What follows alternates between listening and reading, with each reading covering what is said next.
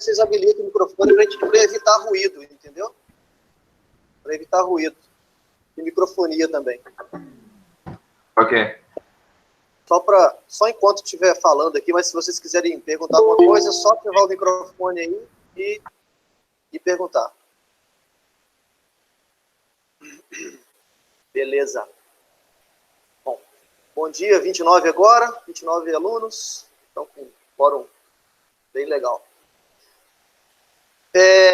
A minha ideia na aula de hoje, né, a gente recomeçar, né, e aí eu vou só fazer uma breve revisão aqui do que a gente já viu até agora, para a gente pegar no fio da meada, e amanhã, fala que não foi possível encontrar o microfone, Elvis.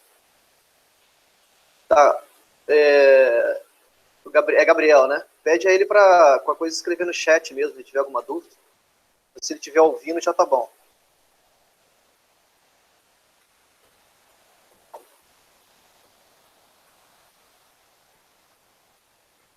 Microfone eu não preciso agora, só se tiver alguma pergunta. Beleza. Pô, Embracon Consórcio, o cara meteu logo uma propaganda aí. Tá valendo. Tá valendo. Ok.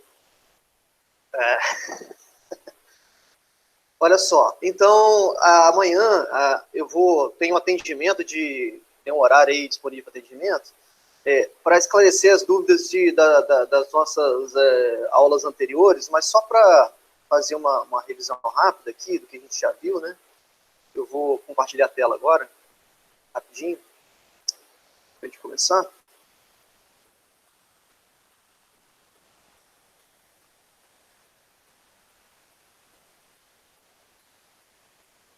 Beleza. Vamos lá. Essa apresentação está no sistema, né? Opa, vou voltar aqui.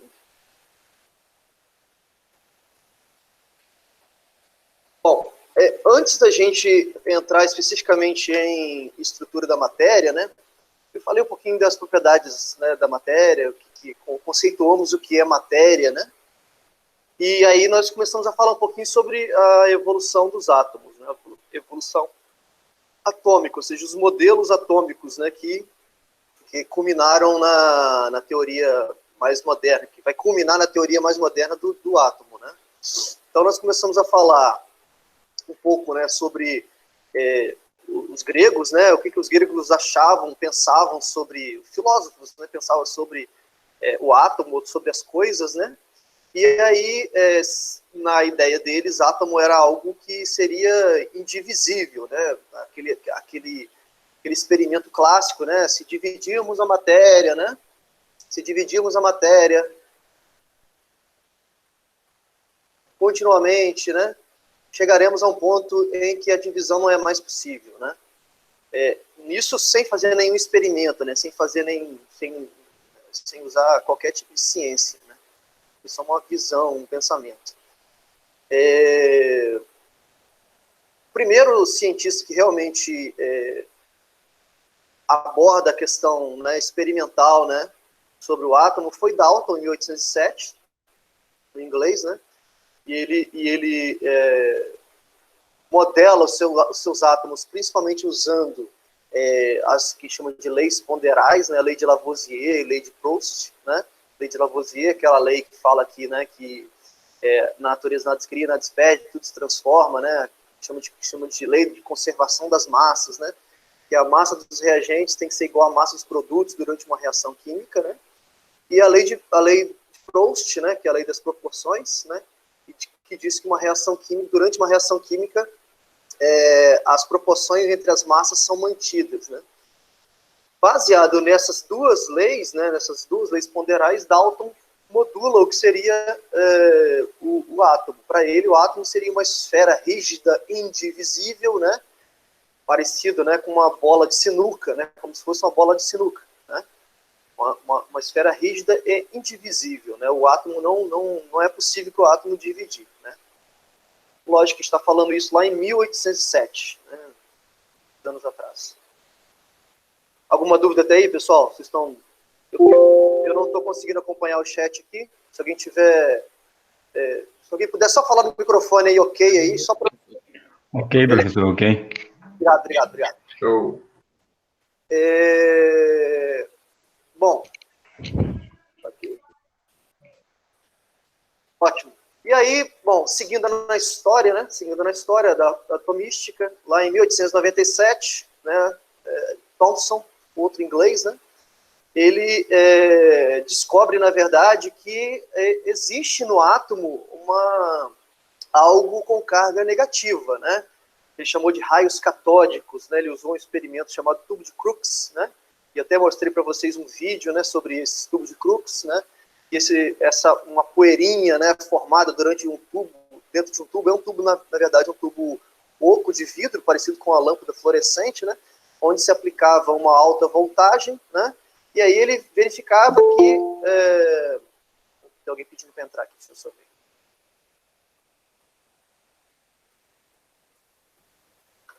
Sem problema. Vamos lá, continuando. Ele verificou, então, que esse gás, né, parecido com uma poeirinha que saía do polo negativo em direção ao polo positivo, ele chamou isso de raios catódicos, né? E esses raios catódicos tinham uma natureza, tinha algumas naturezas, quais eram, né? Primeiro que ele era desviado por um campo eletromagnético positivo, né? O que mostrava para ele que existia uma atração, né? Se existia uma atração do polo positivo, então significava que esses raios catódicos tinham natureza negativa, né? E segundo, né? Tem um vídeo que eu mostrei para vocês, esses raios catódicos também tinha massa, né? Apresentava massa. Quando a gente colocava aqui tipo, uma ventoinha aqui no meio desse percurso, essa ventoinha girava, né? O que mostrava que esses raios apresentavam massa. Então Thomson reformula o modelo de Dalton, né? Dizendo, ok, o átomo é uma esfera rígida e indivisível. No entanto, é uma esfera rígida e indivisível, positiva, incrustada por cargas negativas, né, que ele chamou de elétrons, né? Chama de elétrons. E aí ele descobre a relação entre a carga do elétron e a massa do elétron, com o experimento do qual ele fez, né? E aí logo em seguida descobre-se que a massa que o elétron, desculpa, tem uma massa de 9,1 vezes 10 a menos 28 gramas, né? E Millikan descobre, então, a carga do elétron. Né? Muito bem. Avançando, Rutherford faz um experimento chamado experimento de espalhamento, né? Na verdade, quem fez o experimento foram os alunos dele, no qual, né, o experimento clássico, que eu mostrei para vocês também, ele coloca uma substância radioativa, né, dentro de um bloco de chumbo, né, para não emitir radiação. Isso foi na época da descoberta da radiação, né, em conjunto com a Marie Curie, que era uma francesa, né. Descobriu-se que átomos emitiam certos tipos de radiação, né, chamado de alfa, beta e gama, né, sendo que a beta tinha característica negativa, né, que é atraída pelo campo positivo. A gama não tinha nenhum tipo de carga e a alfa tinha características de carga positiva, porque desviava pelo campo negativo nesse caso. Bom, aí ele usou dessa ideia para fazer um experimento de espalhamento, que a gente chama. Que experimento é esse? Bom, ele pegou uma fonte de radiação alfa, essa fonte de radiação alfa, né, como a gente viu anteriormente aqui, tem característica positiva, né? Tem característica positiva. Então, foi a descoberta do átomo de Rutherford, ele anda basicamente ao mesmo tempo que a descoberta da radioatividade, lá na mesma época, né?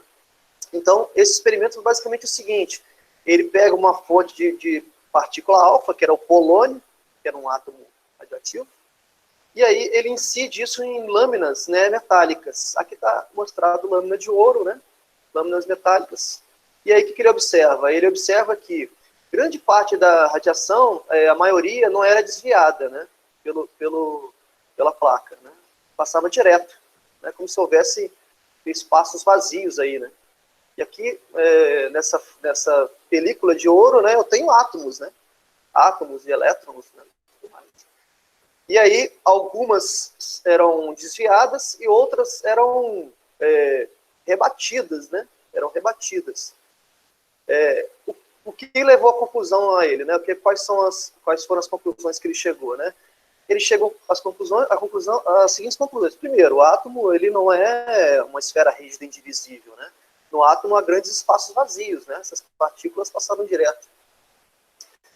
Segundo, né? Existe uma região positiva no átomo, porque algumas partículas alfa que são positivas chegaram próximo ao átomo e desviou. E algumas partículas foram refletidas, aqui, o que significa que existe no átomo uma região muito pequena e densa, né, de massa, que fez com que essa partícula batesse e voltasse. Né? Peraí que tem alguém pedindo para entrar somente. Luiz Fernando. Bom, e aí, continuando aqui,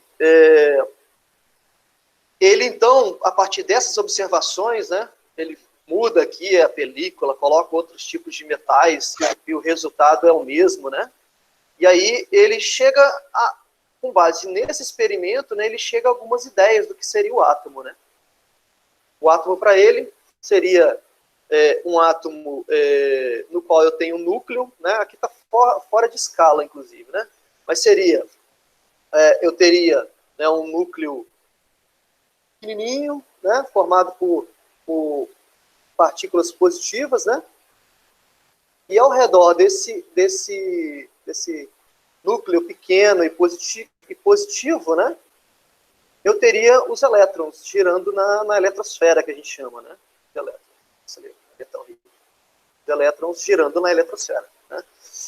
Bom, essa região pequena e densa ele chamou de núcleo, essa região de fora, né, ele chamou de eletrosfera. E entre o núcleo e a eletrosfera havia grandes espaços vazios, né?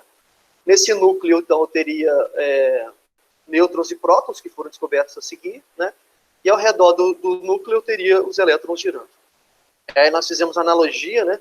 Se o núcleo fosse o centro do Maracanã, né? Na verdade, se a gente colocasse uma cabeça de alfinete no centro do Maracanã, seria representado pelo núcleo, as arquibancadas ali seriam as eletrosferas, né? Para mostrar exatamente a relação, né, entre o tamanho do núcleo em relação ao tamanho da eletrosfera. O núcleo é muito pequeno comparado com a eletrosfera. Beleza? Vamos lá. E falamos, eu estou só fazendo uma revisão, falamos sobre alguns aspectos do átomo em si, né? O átomo tem o que a gente chama de número de massa e número atômico, né? Sendo que o número de massa representa a massa do átomo, né? Seria a soma dos prótons e dos nêutrons, né? Soma de prótons e nêutrons. O número atômico seria o número de prótons do átomo, né? Por exemplo, o carbono, a gente representa, né, daquela forma, né? Carbono, 6, 12, né? Esse 6 aqui, ó, é o número atômico, Z, que é o número de prótons, né? E esse 12 aqui seria o número de massa, é o A, que representa a soma dos prótons mais nêutrons, né? Então, cada átomo tem o seu número atômico bem específico, né? Não existem dois átomos diferentes com o mesmo número atômico. O número atômico seria como se fosse a identidade, né? O número de prótons, né? Beleza. E aí, falamos em seguida de cátions e ânions, né? Que são chamados de íons, né? O que é um ânion? Ânion é um átomo que ganha elétron, né? Enquanto que o cátion é um átomo que perde elétron, né? Perde elétron. Então, eu estou mostrando aqui o chumbo, ó. O chumbo tem o número atômico 82, número de massa 208, e esse mais 4 aqui, ó, significa que ele perdeu 4 elétrons, né? Quando a gente não representa carga nenhuma, é porque o átomo é neutro, né? Não tem, nem perdeu nem ganhou elétrons. Nesse caso aqui, perdeu 4 elétrons. É muito comum, né, na natureza a gente encontrar átomos que perderam ou ganharam elétrons, né? A gente só não vê isso com os gases nobres, né, que eles não fazem ligação química, mas ou não fazem, ou têm dificuldade de fazer ligação química, mas a maioria dos elementos na natureza são encontrados na forma de cátion ou na forma de ânion. Pode lembrar do cloreto de sódio, né, que é um sal de cozinha, temos o Na- e o Cl-, né? Na- o cátion, Cl- o ânion. Falamos também sobre uma característica, né, que existem entre os átomos, que apresentarem algumas partículas com a mesma quantidade, por exemplo, isótopos. Né? O que são isótopos? São elementos que apresentam o mesmo número de prótons. Né? É o caso do exemplo que está dado aqui, o exemplo do hidrogênio. Né? O hidrogênio tem 3 isótopos. O que seriam isótopos? O mesmo número de prótons, o número de prótons é o mesmo, 1. O que muda é o número de massa. Né? A gente diz que esses 3 elementos são isótopos. São elementos idênticos. Todos são hidrogênio. O que muda entre eles é a massa atômica, né? Que é um pouco maior no caso do trítio, aqui, que a gente chama. Né? Isso não acontece só com hidrogênio, acontece com a maior parte dos elementos da tabela periódica, né? Carbono 12, carbono 13, carbono 14, por aí vai. Né? Mas todos são carbono. Temos os isóbaros, né? O que são isóbaros? São elementos químicos diferentes, notem agora que é diferente, nos isótopos não tem essa possibilidade. Isóbaros são diferentes, cálcio e potássio aqui nesse caso, no qual o número atômico está diferente, mas o número de massa está igual. Então, isobaria é um fenômeno no qual o número de massa é igual. E temos os isótonos, né? O que são os isótonos? Os isótonos são elementos químicos que têm o mesmo número de nêutrons, né? E como é que a gente calcula o número de nêutrons aqui? É só você pegar aqui 3, que é o número de massa, e diminuir por 1, que é o número atômico. 3 menos 1 é igual a 4 menos 2. Né? Ou seja, o número de nêutrons é igual. Temos elementos isoeletrônicos. O que são isoeletrônicos? É que apresentam o mesmo número de elétrons. Né? Aqui, por exemplo, o flúor. O flúor está com essa carga menos 1 aqui, e número atômico 9. Se o número atômico é 9, né, o número de prótons é 9, o número de elétrons, teoricamente, seria 9. Mas como está menos 1 aqui, significa que tem um elétron a mais. Um elétron a mais, 9 com mais 1, 10. O neônio tem 10 prótons. E não está mostrando nenhuma carga aqui, 10 prótons. Se ele tem 10 prótons, ele tem que ter 10 elétrons. E o sódio? O sódio, o número atômico 11. Então, teoricamente, neutro, o elemento neutro, teria 10 elétrons. Mas como ele perdeu 1, dá mais 1, perdeu 1 elétron, 11 perdendo 1 fica com 10 elétrons. Então, esses 3 elementos aqui, na forma representada, essas 3 espécies, são isoeletrônicos, ou seja, tem o mesmo número de elétrons. Isso foi falado na sala de aula. Tá? Bom, e aí, além disso, né, que não está escrito aqui nos slides, a gente falou um pouco sobre como calcular massa atômica, como calcular massa molar e como calcular massa molecular. Né?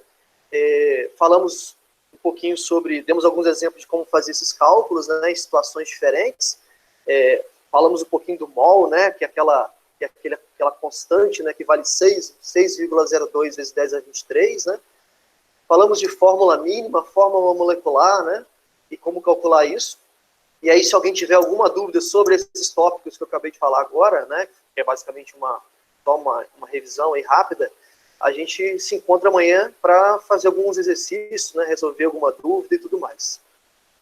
Bom, eu vou esperar aí se alguém tem alguma dúvida, para a gente começar agora do zero. Recomeçar do zero aqui a nossa matéria. Tá? Eu vou só ir aqui para o chat aqui rapidinho, se tem alguém aqui. Quem quiser abrir o microfone para perguntar alguma coisa. Se alguém quer perguntar aqui no chat sobre isso, porque aí a gente recomeça de onde a gente parou.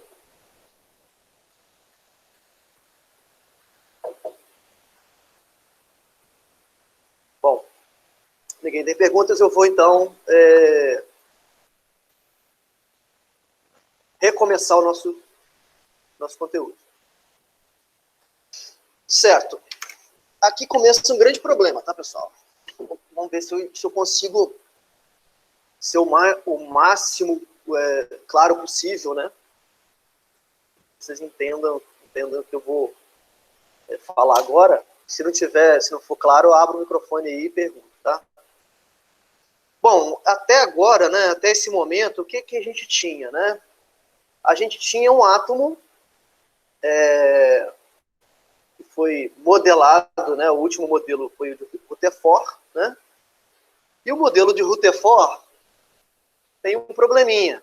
Qual é o probleminha do átomo de Rutherford? Eu vou só redesenhar aqui, ó, o átomo de Rutherford, prótons, nêutrons e a eletrosfera. E aqui eu tenho os elétrons girando aqui, carga negativa girando ao redor do núcleo, né?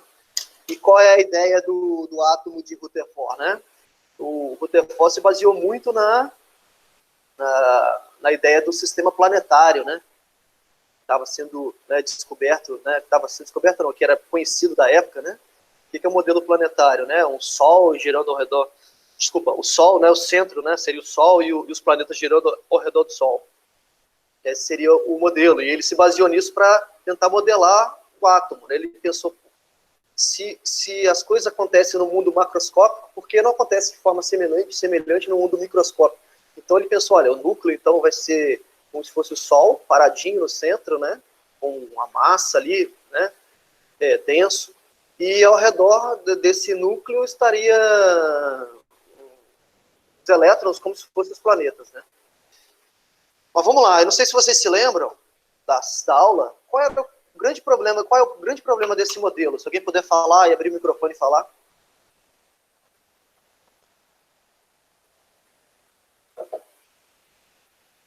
Alguém? Repete aí, professor. Pode falar, cara. Qual é o grande problema desse modelo? Peraí, deixa eu pensar aqui. Pode pensar. Professor, seria Vai que os procurar na elétrons internet não... não, cara. Seria tipo assim, que os elétrons estavam circulando e uma hora se encontrariam em choque com o núcleo? Perfeito, isso aí. Isso aí, exatamente. O grande problema, obrigado aí, o grande problema desse modelo é que o que Rutherford não conseguia explicar é que o elétron é uma partícula, né? Até o momento é uma partícula de massa M, conhecida, de carga elétrica negativa, que gira com uma velocidade também conhecida ao redor de um núcleo positivo, né?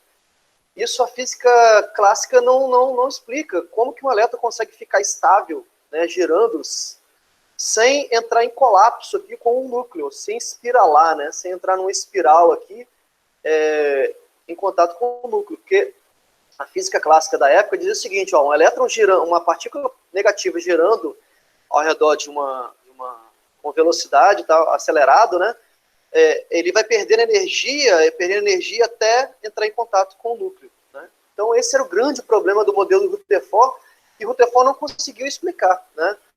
Isso não quer dizer que o modelo de Rutherford não foi de grande contribuição, obviamente teve uma grande contribuição, né? O modelo de Rutherford derrubou um modelo de quase 100 anos. Mas esse era o grande problema, né? O grande problema, a grande dificuldade de explicar na época. Mas por que era grande dificuldade de explicar na época? Porque era a física que se conhecia na época, né? Uma física clássica que a gente chama. Bom, retomando a isso, a gente vai começar a contar uma historinha para tentar chegar na explicação desse problema, tá? Então eu vou contar histórias agora, A primeira história é o seguinte,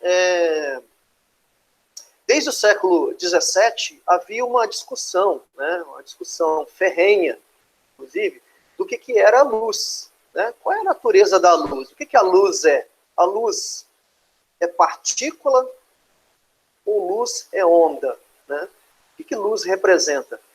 Para Newton, né, grande matemático, físico, né, para Newton, ele dizia que, nas suas conclusões, que a luz era uma partícula.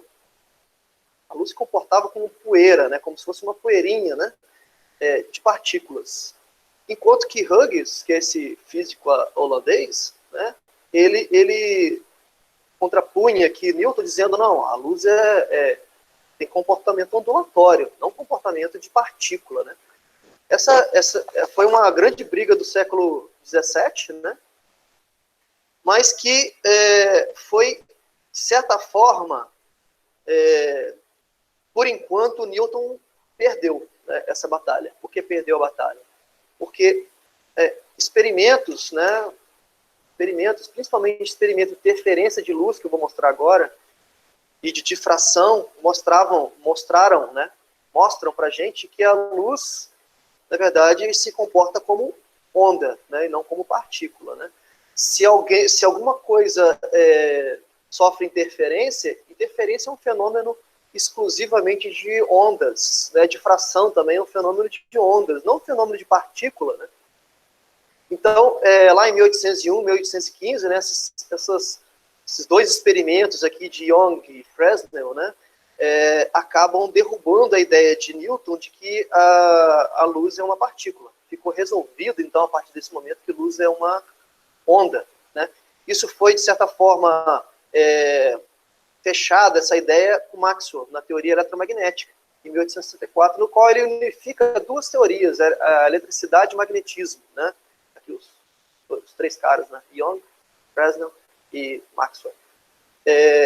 Qual seria a ideia da difração, né? Deixa eu ver se eu mostro para vocês aqui. Tem uma animação que está lá, que eu coloquei para vocês. O experimento da difração, isso vai carregar aqui, é o seguinte. O que seria a difração? Seria um fenômeno de interferência, que a gente chama, né? Isso vai carregar aqui a animação.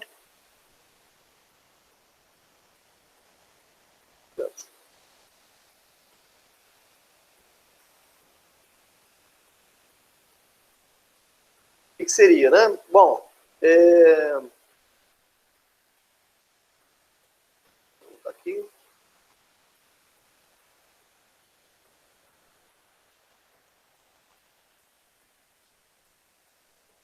Bom, a ideia é o seguinte, né? A ideia é que se eu tenho duas fontes de ondas, né? Aqui tá deixa eu tentar mudar a fonte aqui, pega a sonora, que eu acho que fica mais fácil entender.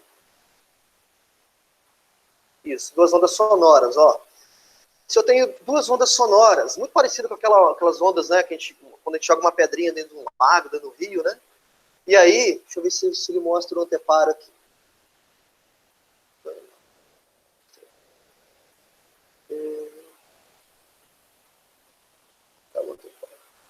Melhor esse. Vou colocar duas fontes.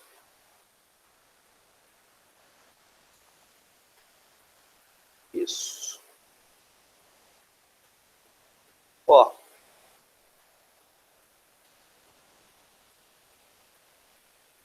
Ainda não é o que eu quero.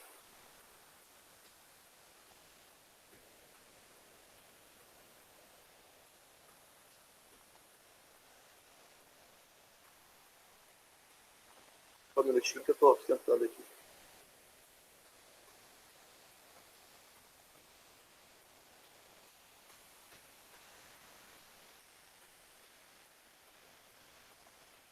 Professor, embaixo de amplitude aí, do lado do iconezinho do som, o terceiro não é o de luz, não? Esse aí.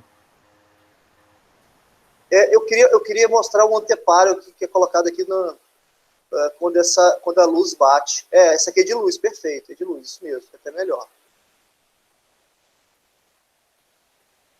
Vou colocar duas fendas. Mas a ideia aqui é o seguinte, né? Porque não está mostrando aqui, mas quando essa fonte luminosa, né, ela incide sobre duas fendas aqui, eu tenho duas frentes de onda, né? E essas duas frentes de onda, né, uma se soma à outra em determinadas regiões e outras se subtraem, né? E aí essa soma e essa subtração geram um padrão de interferência, que eu vou tentar voltar lá no slide para mostrar isso, que eu não consegui mostrar aqui. Seriam soma de duas frentes de ondas. Vou só voltar aqui no slide, só um minuto. No nosso principal. Seria isso daqui, ó. Era isso que eu queria mostrar, ó. Bom, e aí, essas ondas, né, essas frentes de ondas, né, passando por duas fendas, né, vindo de uma fonte única aqui, elas se somam e se subtraem em algumas regiões, criando o que a gente chama de máximos e mínimos. Máximos e mínimos. Esses máximos e mínimos são representados aqui por essa coloração, né? Onde está mais clarinho seria onde se somou, onde está escuro é onde não houve a soma dessas ondas, né? Ó, sendo que tem uma região central aqui, que é uma região onde tem uma intensidade, uma soma de ondas de frente de ondas maior, né? Bom, e aí o que eu tenho? Eu tenho o que a gente chama de um padrão de difração, que a gente chama, né? Esse padrão de difração se dá por quê? Porque eu tenho ondas nos quais, né, as cristas se somam, né, gerando interferências positivas, né, e eu tenho vales, né, onde cristas se somam com vales de frente de ondas, e aí essa soma de cristas e vales gera dá zero, né, como se fosse uma soma algébrica que dá zero, ou seja, as ondas se somam, né, vou mostrar crista e vale daqui a pouquinho, mas isso dá zero, né, gerando essas regiões escuras, né. Isso Fabielle, diga. isso é por causa da distância que as ondas vão se encontrar? Bom, vamos lá. Para ser mais claro, esse fenômeno de difração aqui só é possível se essas fendas aqui, a distância entre as fendas, elas são da ordem de grandeza, né, o tamanho aqui, a distância delas, são da ordem de grandeza do comprimento de onda, né? Isso só é possível, essa interferência só acontece se isso for obedecido. Foi legal a pergunta aí, porque se eu abro muito essa fenda aqui, ó, de modo que o tamanho da fenda não seja da ordem de grandeza, por exemplo, vamos supor que o comprimento de onda aqui é de 500 nanômetros, mas a fenda é de 2.000 nanômetros, eu não tenho interferência. Para ter interferência, isso é um fenômeno que vocês vão provavelmente estudar em Física 2, tá? Para ter interferência, a fenda tem que ter a mesma distância, tem que ter o mesmo tamanho do comprimento de onda que está chegando, tá? E aí, bom, quando essa frente de onda passa por uma fenda número 1 e passa por uma fenda número 2, eu crio novos padrões de onda, né? Ao criar novos padrões de onda, eu tenho cristas e vales da primeira fonte e da segunda fonte. E aí, quando essas duas fontes se encontram, está mostrando com um pontinho preto aqui, ó, não sei se vocês estão reparando, eu tenho somas e tenho regiões que eu tenho aqui, ó, de subtração, né? Ó, subtração mínimo, somas máximo, para vários locais, ó, máximo, mínimo, né? Ou seja, onde eu tenho subtração das ondas, as ondas, vamos dizer assim, fazendo uma analogia, elas se anulam, né? Gerando esses pontos escuros. Quando elas se somam, né, cria a gente chama de interferência construtiva, tá? Interferência construtiva. Né? As ondas se somam, né? Quando elas se subtraem, chama de interferência destrutiva, né? As ondas como se somasse de uma maneira a desaparecer, né? Ok? Bom, professor. Aí isso é um fenômeno, tá? Eu só estou tentando contextualizar, isso é um fenômeno que vocês vão estudar, a matemática dele, inclusive, desse fenômeno, vocês vão estudar em Física 2. Pode falar. Se tivesse só uma fenda ali, teria só máximo ou só mínimo? Só máximo. Se tiver uma fenda só, não teria interferência, fenômeno de interferência. Perfeito. Beleza. Se eu te colocar mais uma fenda, também eu tenho interferência. Terceira fenda, quarta e por aí vai, né? Para ter interferência, eu tenho que ter no mínimo 2 fendas. Tem vários experimentos no YouTube mostrando, inclusive usando laser. Dá para fazer com laser, esses lasers de apontador e cabelo. Dá para fazer esse fenômeno da interferência. Mas vamos lá, voltando e continuando. Esse experimento aqui, pessoal, foi um experimento que foi feito lá em 1801 por Young, né? Esse experimento foi feito para quê? Para confirmar que a luz é uma onda, tá? Que a luz é uma onda. Beleza? Alguma dúvida até aí? Vou meter bronca então. Vamos lá. Então, fica certo a partir desse momento, né, a partir de 1810, 1815, que Newton perde essa batalha, né? Perdeu a batalha. O Hughes aqui, que é o holandês, né? Ele venceu por enquanto, vence essa batalha. E aí fica então caracterizado, né, através da teoria eletromagnética, que luz é uma onda, né? E luz sendo onda, como é que seria uma onda, né? Vamos caracterizar uma onda, né? Uma onda tem oscila, né, no espaço e no tempo, né, que a gente chama. Vocês vão estudar isso em Física 2 também, né, caracterizado por uma função seno, uma função cosseno, né? Mas, enfim, essa onda, ela tem, que chama de cristas, né, e vales, né? As cristas, né, seria a montanhazinha, né? O vale seria o que está embaixo ali, né? A distância entre duas cristas, a gente chama de quê? Alguém pode abrir o microfone aí e falar? A distância entre duas cristas, como é que é chamado isso? Comprimento de onda. Perfeito, show de bola. Obrigado, obrigado. Tem um delay aí, teve um delay. Que a gente representa pelo lambda, né? Comprimento de onda. Comprimento de onda, né? Lambda. E existe uma relação entre comprimento de onda e frequência, né? Frequência é dado por C sobre lambda, né? Frequência aqui, ó, segundo a menos 1, né? A unidade, ou hertz, né? C aqui, né? É a famosa constante de velocidade da luz, né? Aproximadamente 3 vezes 10 a 8 metros por segundo, né? E o lambda aqui é o comprimento de onda, né? Dado em metros, né? Em metros. Muito bem. Quanto maior o comprimento de onda, menor vai ser a frequência. Ou seja, frequência e comprimento de onda são grandezas inversamente proporcionais, né?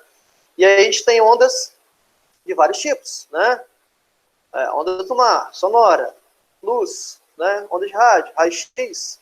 A gente vai se concentrar aqui nas ondas luminosas. Então, como eu falei, né? Quanto maior o comprimento de onda, frequência baixa. Menor o comprimento de onda, frequência alta, né? E a amplitude de uma onda aqui, ó, é dado por esse vetorzinho aqui, né? Beleza. Alguma dúvida até aí? Posso prosseguir? Professor. Eu não estou acompanhando o chat aí. Se tiver alguma pergunta no chat, que alguém precisa falar aí. Ô, professor. Vai. Eu tenho dúvida nessa unidade de medida aqui que o senhor falou aí, eu não entendi essa C. É porque eu lembro do cálculo que usa velocidade. Olha só. C aqui é uma constante, tá? Aham. C é a constante de velocidade da luz. Isso é constante. Vale 3 vezes 10 a 8 metros por segundo. Ah, né? tá, entendi. Então, Não viajei aqui. se você substituir aqui e cortar as unidades, vai sobrar que frequência é a unidade de segunda menos 1, né? Porque vai cortar metro com metro, né? O que vai sobrar é segundo, né? Por segundo aqui, né? Barra segundo. Ou seja, frequência tem unidade de segunda menos 1, tá? E comprimento de onda metros, né? E C não muda, C é constante. É constante de proporcionalidade aqui entre as duas coisas, né? Ah, viajei aqui mesmo, foi mal. Que Einstein, né, confirmou lá atrás, né, na teoria da relatividade dele. Vamos lá. Se tiver dúvida aí, pode abrir e perguntar, pessoal. Estou metendo bronca considerando que vocês estão entendendo. Certo. Agora o negócio está começando a ficar um pouco mais complicado ainda. Mas eu estou contando histórias, tá? Só contando histórias para contextualizar aqui o momento. Existia um experimento chamado experimento do corpo negro. Qual que seria o experimento do corpo negro? Bom, o que é um corpo negro? O corpo negro é um corpo que absorve radiação térmica, calor, né? Absorve radiação e emite isso na forma de onda eletromagnética, né? Muito bem. E aí, os dados experimentais mostravam o seguinte, né? Como é que seria esse corpo negro, só para ficar mais claro, né? Imagina aí uma barra de ferro, né, que você vai aquecer essa barra de ferro numa brasa, né, colocar dentro de um forno, né? Você vai vendo isso, esse corpo, né, ele vai sendo aquecido, ele vai mudando de cor, né? Primeiro ele fica avermelhado, depois ele, no final, dependendo da temperatura, ele vai ficando branco, né? Pode ficar até azulado, né? Por quê? Ele vai se aquecendo e vai emitindo radiação na forma de luz, né? Esse experimento, né, era muito usado, inclusive, né, essa ideia era muito usada do corpo negro para medir a temperatura do Sol, né? E dá para você medir a temperatura do Sol sem precisar estar no Sol, só olhando a cor, né, do Sol, né? Ou, na verdade, a radiação emitida pelo Sol. Seria essa a ideia. E aí o que acontecia? Bom, esse corpo negro tinha emitia uma radiação que tinha um padrão, uma curva. Aqui está a intensidade no eixo Y, e aqui está comprimento de onda no eixo X, tá?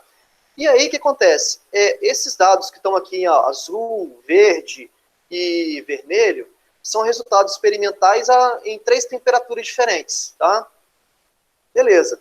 E aí eu vejo, né, dependendo do aquecimento, eu vejo em que máximo, né, qual é o máximo dessa curva, em que comprimento de onda ele emite, né? Então, por exemplo, o Sol, a gente sabe que emite um comprimento de onda, né?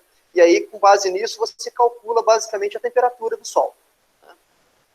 Bom, isso aqui é um dado experimental, né? Um dado experimental.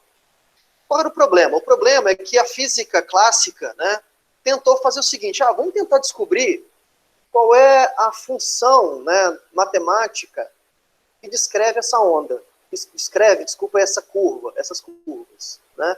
Será que eu consigo prever, através de um modelo matemático, prever essa curva? Ou seja, montar uma função f de x, né, igual a x, né, em função de x ali, né, uma função, enfim, escrevesse aquela curva, né? O grande problema é que a física não conhecida da época não descrevia isso, não conseguia descrever.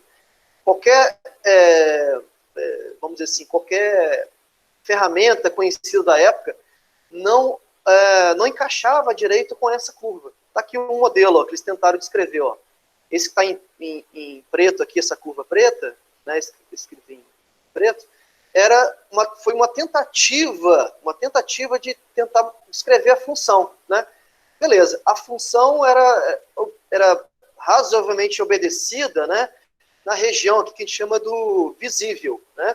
Mas quando a gente chegava aqui na região do ultravioleta, a função meio que desviava. A matemática não batia mais, né? E chamou de catástrofe do ultravioleta. Por quê? Porque a física clássica, a teoria clássica de Newton, né, não explicava muito bem, não conseguia encaixar, não conseguia descobrir essa função. Tá? Surge, então, lá em 1900, um cara que ficou para a história da física, né? Ganhou o Nobel lá em 1918, chamado Max Planck, né? Esse carinha que está do lado aqui, esse senhorzinho que está do lado aqui. Inclusive tem um instituto lá na Alemanha em nome a ele, um grande instituto de pesquisa, né, em nome a ele, chamado Instituto Max Planck. Qual é a contribuição de Planck? Alguém pode abrir o microfone e falar? Que vocês se lembram lá do segundo grau? Alguém lembra? Ondas eletromagnéticas? Não, as ondas eletromagnéticas já tinham sido descobertas anteriormente por Maxwell, né? Tinha sido confirmada por Maxwell. Essa não foi a ideia do Planck, né? Professor, ele começou a interpretar a onda como partículas e pacotinhos de fótons, né, que eram absorvidos apenas em unidades de números inteiros, né, pelo corpo negro. Isso aí, beleza, isso aí mesmo, cara. A ideia da teoria clássica, eu tenho certeza que você ia falar isso. a ideia da teoria clássica era o seguinte, né?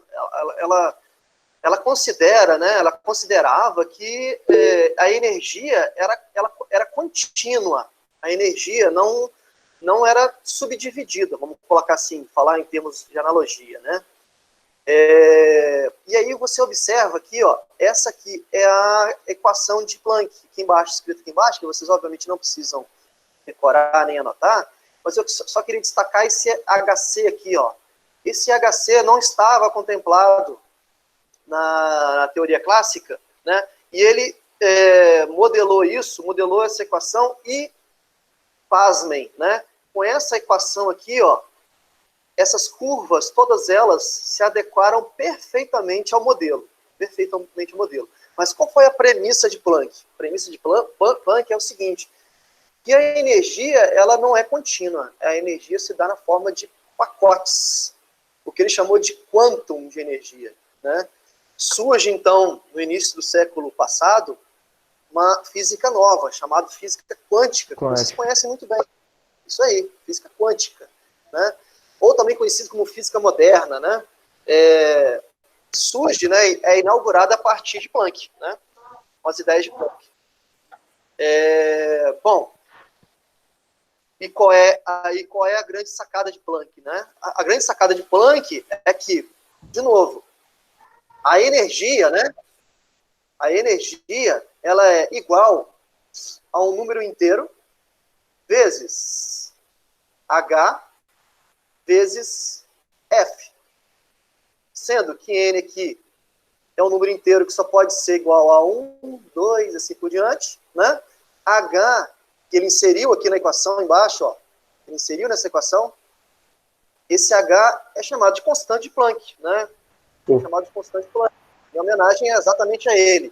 Eu vou escrever essa constante, que é importante vocês terem essa constante, que a gente vai precisar usar ela daqui a pouquinho. Só voltar aqui. Professor, pode falar.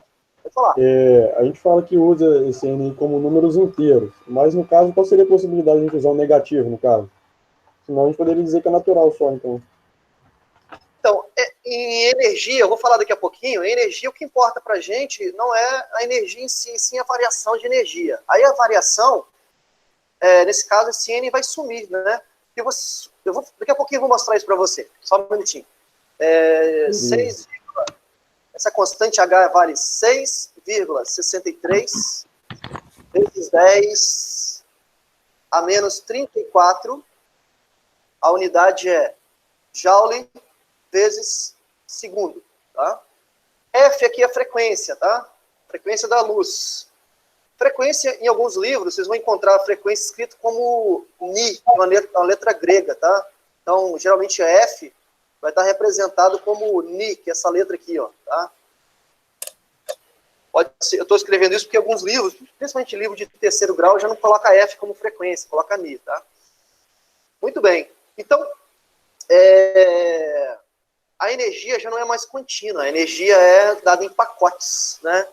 Chamado quantum de energia. Então, só voltando aí que foi falado do número N negativo, né? Então, se eu quero a diferença de energia, vamos colocar assim, entre dois estados quânticos, 1 e 2, por exemplo, né? Chamar de 2 final e 1 inicial, né? Então, seria assim, ó, delta E seria a energia de 2 menos a energia de 1, né? Então, delta E vai ser igual a 2 HF menos 1 HF, né? Se eu subtrair aqui, ó, por que 2? De onde eu tirei isso, né? O N, né, lá atrás, o N é 2. O N é 1. Se eu subtrair aqui, delta E vai ser igual a 2 menos 1 vai dar HF. O que importa pra gente é isso, ó, a variação da energia. Variação é o que mais importa pra gente, tá? Bom, e aí não importa se o número é negativo ou positivo, esse N, né? Na verdade, esse N é chamado de número quântico, né? Esse N aí é um número quântico, esse número inteiro, né? Chamado número quântico principal, que a gente vai falar mais à frente, tá? Que Planck postulou para tentar resolver a situação a resolução da teoria do corpo negro. Então, com a teoria de Planck, né, foi possível, né, chama teoria da radiação do corpo negro, a função que ele estabelece se encaixou muito bem ao que foi visto de forma experimental, né? Obviamente, com sua teoria, como eu disse, ele ganha o Nobel em 1918, o Nobel de Física, né? Porque inaugura uma nova física, uma física que ninguém entendia, que ninguém conhecia, né? Que começa a ser conhecida a partir desse momento, né? O que se conhecia até o momento, o que se entendia, o que se usava de ferramenta era a teoria clássica, né? De Newton, né? A partir desse momento começa a se usar uma nova ferramenta, que é a teoria quântica, né? Alguma dúvida até aí? Que a gente vai fazer um probleminha usando isso. Tranquilo. Posso continuar? Beleza? Beleza. Vamos lá, então. Vamos lá. Então, um probleminha aqui, só para ilustrar isso, só para mesmo aplicar essa questão de energia quantizada, né, por Planck. Só um detalhe, tá, que eu esqueci de falar. A luz agora, né, esses pacotes, né, de energia na forma de luz, né, foi chamado de fótons, tá? É chamado de fótons, na verdade, né? Só porque o exercício fala sobre isso, ó. Um laser de diodo emite um comprimento de onda de 987 nanômetros. Toda sua potência de energia é absorvida por um detector que mede essa energia como sendo 0,52 joules durante um período de 32 segundos. Aí ele pergunta, quantos fótons por segundo são emitidos pelo laser? Então, basicamente, o problema é o seguinte, eu tenho um laser, né, que está emitindo esses fótons, né, e esses fótons estão chegando num alvo, né, estão chegando num alvo aqui. Esse alvo é um detector, né, só que, obviamente, os nossos olhos não conseguem enxergar esses fótons individualmente, né? E esse laser, né?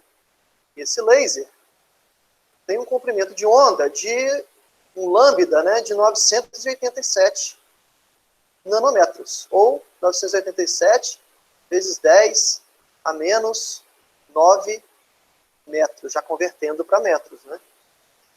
Esse laser fica ligado durante um tempo de 32 segundos. E ele quer saber quantos fótons chegam por segundo aqui nesse alvo, né? Quantos fótons chegam por segundo? Vocês vão ver que é impossível, né? Pelos cálculos, é impossível o olho humano identificar esses fótons, né? Esses pacotinhos chegando aqui no alvo, né? Beleza? Alguma dúvida aí em relação ao problema? Para a gente resolver? Bom, e aí ele também identifica que durante esses 32 segundos, a energia captada por esses fótons acumulada, né, a energia acumulada ali, foi de 0,52 joules. 0,52 joules. Ele quer saber quantos fótons por segundo chegam aí. Faltou uma interrogação, que meu teclado não está funcionando a interrogação. Quantos fótons por segundo chegam nesse alvo aí, né? Será que a gente consegue resolver isso? E como é que a gente vai resolver? Obviamente, a gente vai resolver isso usando essa ferramenta aqui, né? Usando essa ferramenta. O que a gente sabe, né? A gente conhece o comprimento de onda, né? Sabe a quantidade de energia que chegou total, né? O que a gente pode fazer primeiro, né? Qual a ideia aí? Alguém pode abrir o microfone e me dar uma sugestão de como resolver isso? Tem que começar a multiplicar a energia total pelo período de tempo, ou seja, 0,52 vezes 32. 0,52 vezes 32. Na verdade, seria o contrário, dividir, né? Porque durante 32 segundos, nesses 32 segundos chegaram o acumulado de energia foi 0,52 joules, né? Na verdade, ele quer saber quantos fótons por segundo, né? Então, por segundo, Tranquilo. teria que dividir. Ou uma ideia melhor seria o seguinte, olha, vamos calcular primeiro qual é a energia de cada fóton que chega, né? E como é que eu calculo a energia de cada fóton que chega? Bom, vou fazer o seguinte, a energia de cada fóton, a energia do fóton é igual a H vezes a frequência. E a frequência, a gente sabe que é igual a C sobre lambda. Então, a energia do fóton vai ser igual a H, substituindo aqui, ó, né? Substituindo C sobre lambda. Isso aqui a gente conhece, que é a constante de Planck. Isso aqui a gente conhece, que é a constante de velocidade da luz. Alguém pode fechar o microfone, está aberto aí. Isso aqui é a única variável, que é o comprimento de onda, né? E vale quantos?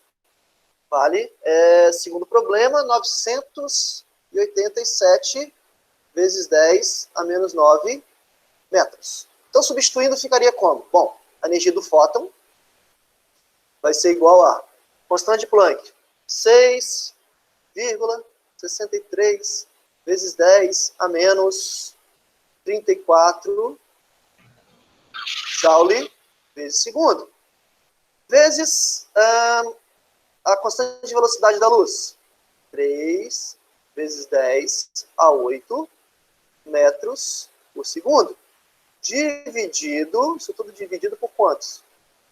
Dividido pelo comprimento de onda, que vale 987 vezes 10 a menos 9 metros. Pessoal, desculpa a letra aí, porque né, minha letra já é ruim no quadro, né? Imagina aqui, tentando fazer com a canetinha aqui. Então, o que vai acontecer? Ó, metro vai cortar com metro, segundo vai cortar com segundo. O que vai sobrar? Joule, que é exatamente unidade de energia, né? Joule. E quanto que vai dar a energia desse fóton, né? Calculando isso, né, já calculado aqui, a energia do fóton vai dar 2,0151 vezes 10 a menos 19 joules. Essa é a energia de um fóton. Ok? Perguntas até aí?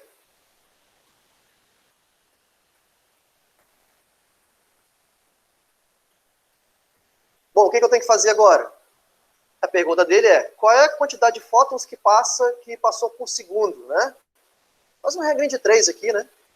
Se essa energia aqui, né, ó, 0,2,0151 de um fóton, né? Eu vou conseguir calcular, ó, qual é a quantidade, né, se em 1 segundo, né, se em 32 segundos acumulam energia de 0,52 joules, né, em 1 segundo, seria qual a quantidade de energia? X. Né? Eu vou descobrir aqui qual é a quantidade de energia que chega em 1 segundo de período, né, no detector.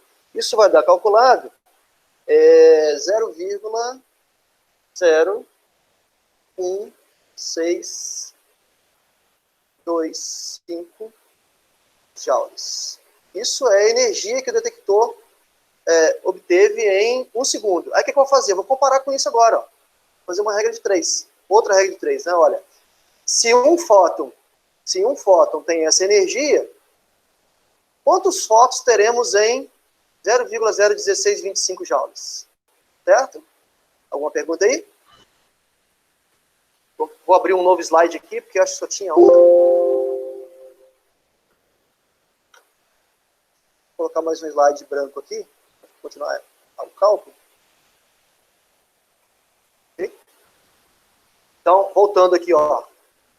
Um fóton tem essa energia de 10,051 vezes 10 a menos 19 joules. E Eu sei que em 1 segundo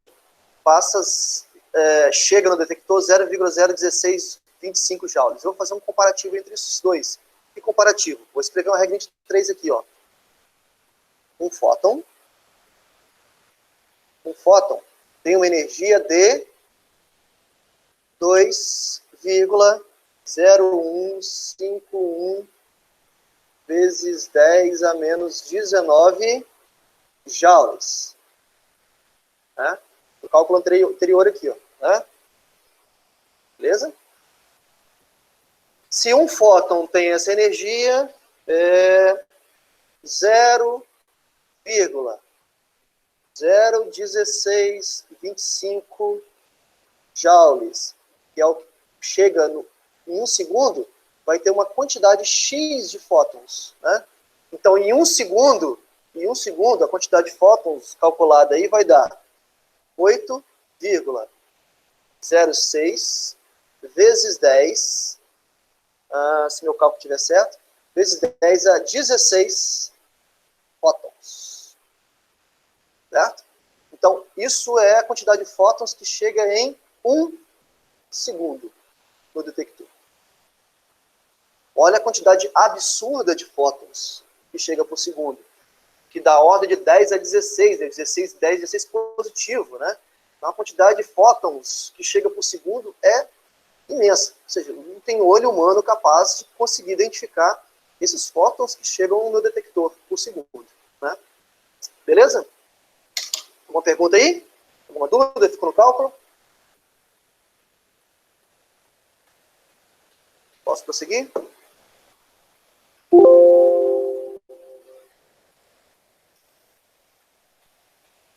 Beleza. Tem alguma coisa no chat aqui nova? Alguma pergunta? Nenhuma. Ok. Bom, esse cálculo aqui foi exatamente para caracterizar, para vocês entenderem, né, a física que está por trás dessa energia quantizada, né? Então, por segundo, né, aqui voltando aqui, ó, por segundo chega uma quantidade de fótons, né? E é como se fossem pacotinhos de energia ali chegando no detector. Né? A energia agora, para a física, não é mais contínua. A energia da física agora se dá na forma de grãos, vamos colocar assim, na forma de pacotinhos, na forma de pedacinhos, né, de energia. Beleza? Isso a física de Newton não, obviamente não explicava. Bom,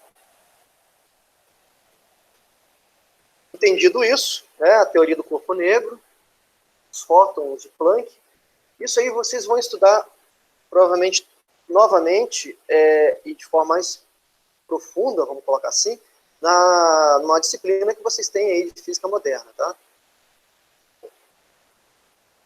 Vamos continuar nosso bate-papo aqui. Isso aqui que eu estou mostrando, né, é o famoso espectro eletromagnético. O que é o espectro eletromagnético? São os diferentes comprimentos de onda, né, existentes, né, conhecidos, né, desde raios cósmicos até ondas de rádio, né. Aí eu tenho raios gama, raio-x, ultravioleta, infravermelho, micro-ondas, ondas de rádio, né, cada um com sua faixa de comprimento de onda. E dentro desse espectro eletromagnético, a gente tem um pequenininho, uma faixa bem pequenininha no qual os nossos olhos são capazes de enxergar. Então, aqui, ó, do espectro eletromagnético, que é gigante, né, a gente tem uma faixa aqui bem pequena que o nosso olho enxerga, que é chamado de visível, né, que vai aqui de 400 nanômetros até aproximadamente 700, 800 nanômetros, tá? Que vai aqui do roxo até o vermelho. Abaixo do roxo, ou abaixo do violeta, a gente chama de ultravioleta. Acima do vermelho, a gente chama de infravermelho, tá? Então, abaixo ultravioleta, acima infravermelho. Esse aqui é o espectro, né, da decomposição, né, da luz branca, né, lá de Newton, né, daquele experimento clássico de decomposição da luz branca, né, a região onde nossos olhos sou capaz de enxergar. Muito limitado, né? Muito, muito limitado. Beleza? E aí eu tenho os comprimentos de onda, né? Que são característicos dessa faixa aí. Amarelo tem um comprimento de onda, verde tem outro comprimento de onda, azul, né? Violeta, por aí vai. Esse aqui, né, é o experimento clássico, né, de espalhamento da luz branca, né, a luz policromática, que a gente chama, né. Quem gosta de Pink Floyd sabe que eu estou falando, né, o símbolo Pink Floyd lá mostra isso. O prisma aqui, o triângulozinho, né, e aqui são as cores do espectro, né, acabei de mostrar para vocês. Especificamente o que? A luz visível, né, estou esquecendo as outras agora por enquanto. O ultravioleta para cá e o infravermelho para cá, que o olho não é capaz de enxergar. Né? Beleza. Vamos lá. Esse aqui, pessoal, é o espectro do solar. O espectro solar. Que é um espectro que tem grande parte visível. Né? Ainda bem que tem grande parte visível. O que a gente observa aqui de muito estranho nesse espectro, né? Se você observar aqui, ó, isso aqui é um espectro contínuo. E o que é um espectro contínuo? É um espectro que não tem interrupção nenhuma. Beleza, a física clássica explica muito bem isso. Não tenho, vamos dizer assim, não tenho interrupções dos comprimentos de onda. Estão todos aqui mostrados, né? Quando eu venho para cá, ó, o que eu estou observando nesse espectro? Não sei se vocês estão observando aí. São linhas escuras. E essas linhas escuras seriam o quê? Seriam a ausência de luz. É como se o Sol emitisse luz em certos comprimentos de onda bem discretos e deixassem de lado alguns comprimentos de onda. Parassem de emitir alguns comprimentos de onda. Alguém tem ideia de por que isso está acontecendo? Pode abrir o microfone? De novo, eu estou falando do espectro solar aqui, tá? Espectro do Sol. Alguém mediu isso aqui na Terra, né? E o que está acontecendo? Fabielle. Pode falar, vai lá. Isso aí tem a ver com a mínima? Mínima de que você diz? Da interferência de luz lá. Sim e não. Na verdade, isso tem a ver um pouco com um fenômeno que a gente vai falar ainda, né? Que é a questão da absorção da luz. O que acontece, né? Entre o Sol e a Terra aqui, onde foi feita a medida, né? Existe uma grande quantidade de moléculas na atmosfera, né? E o que pode acontecer? Bom, o que pode acontecer, a gente pode prever, é que essas moléculas que compõem a atmosfera, elas estão, de certa forma, absorvendo alguns comprimentos de onda e deixando de aparecer aqui no espectro. Seria basicamente isso. Né? Para ficar mais claro, olha só, esse seria o espectro de emissão do Sol. Se eu faço isso agora, o seguinte, eu faço agora um espectro de uma lâmpada de hidrogênio. Eu pego hidrogênio, coloco dentro de uma ampola. Hidrogênio é um gás, né? E que contém o átomo mais simples da tabela periódica, que é o hidrogênio, exatamente, tem o número atômico 1, né? Só tem um elétron. E eu coloco isso, esse gás numa ampola, como se fosse uma lâmpada, e aí faço a emissão dessa lâmpada. Aplico uma diferente potencial aqui, uma voltagem, e aí faço a mesma refração lá que o espalhamento, né, da luz, né, usando um prisma. E aí coloco um anteparo. E aí o que eu vejo? Eu vejo 4 comprimentos de onda só. E não vejo todos os comprimentos de onda, eu só vejo 4. Eu vejo uma no vermelho, uma no verde, outra no azul e outra no violeta. Especificamente nesses 4 comprimentos de onda. Estou esquecendo aqui, eu estou eliminando o infravermelho ou o ultravioleta, tá? Só que a gente consegue enxergar por enquanto.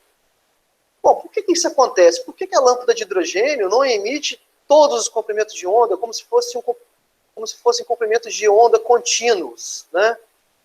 Por que isso está acontecendo, né? Isso intrigou muito, por muito tempo, vários cientistas, né? E aqui estão os comprimentos de onda.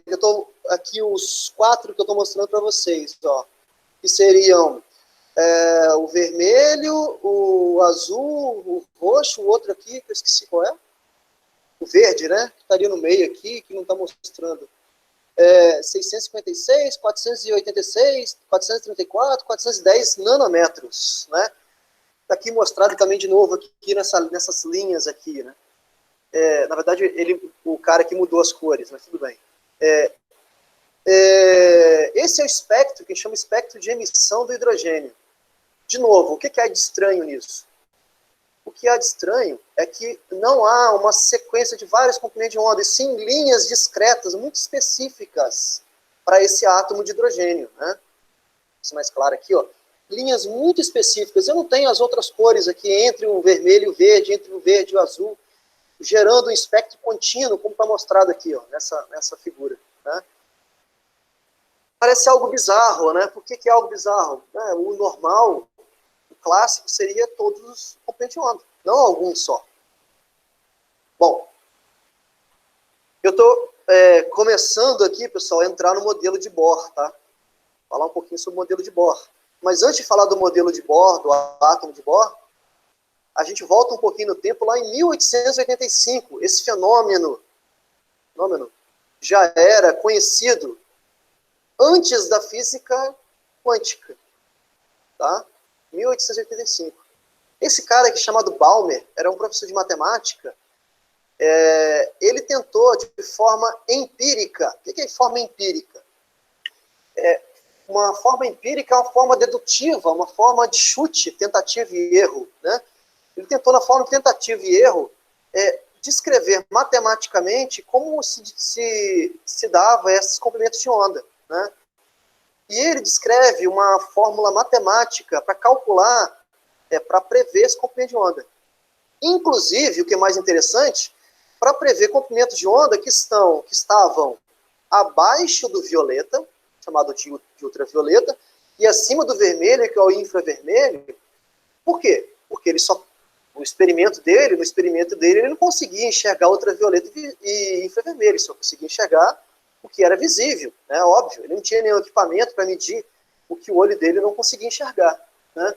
Então ele bola, vamos dizer assim, uma fórmula matemática para empírica, tá, pessoal? Isso é o que é mais arrepiante nisso.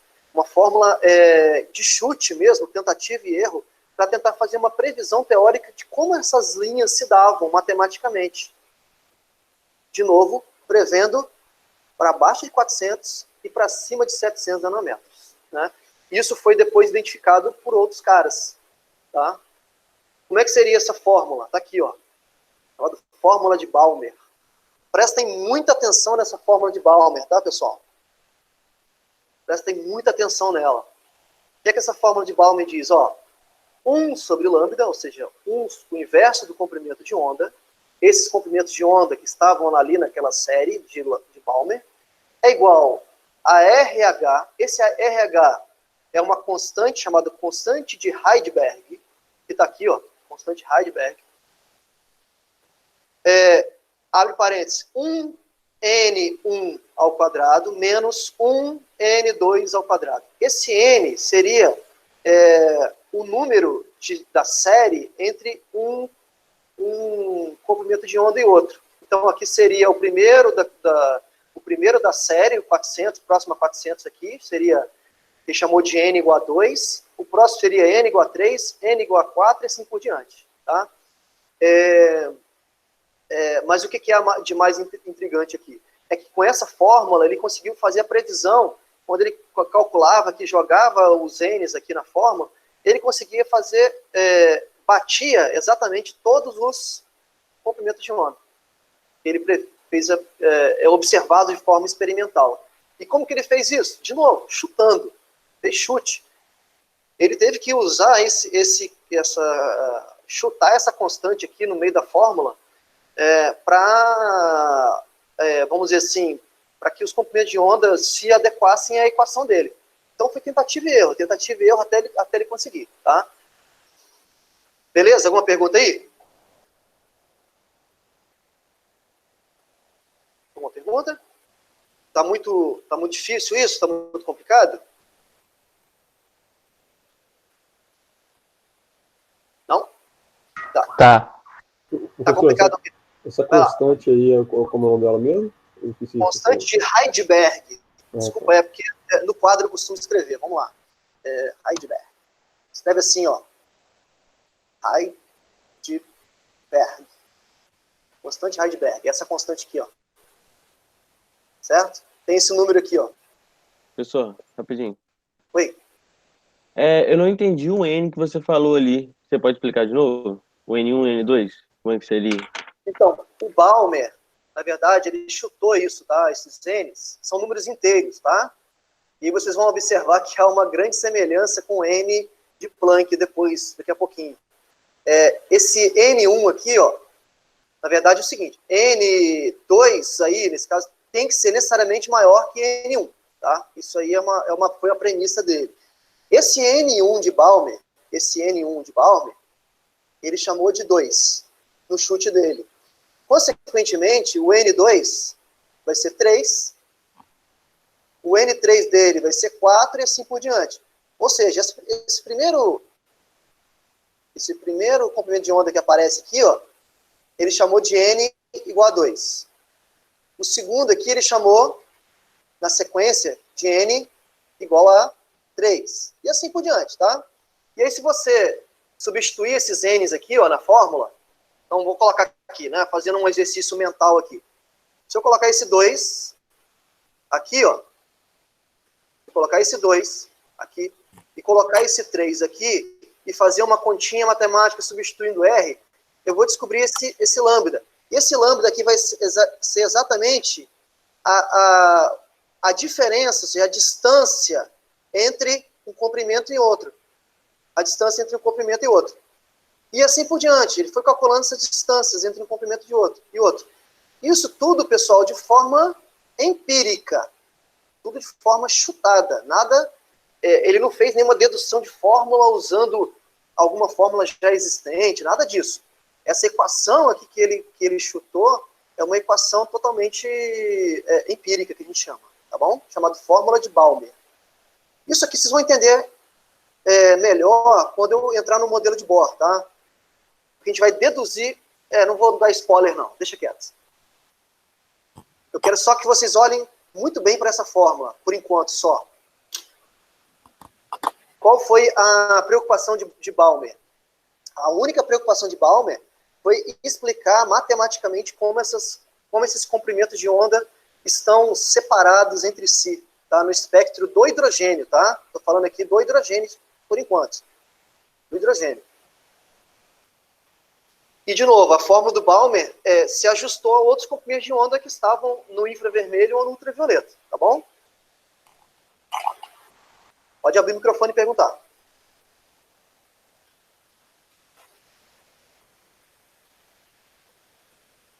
Eu sei que é um pouco abstrato isso, mas talvez isso vai ficar menos abstrato quando a gente entrar no modelo de Bohr.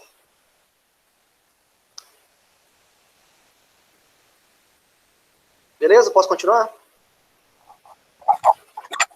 Olha só. Pode. O que a gente vai fazer agora?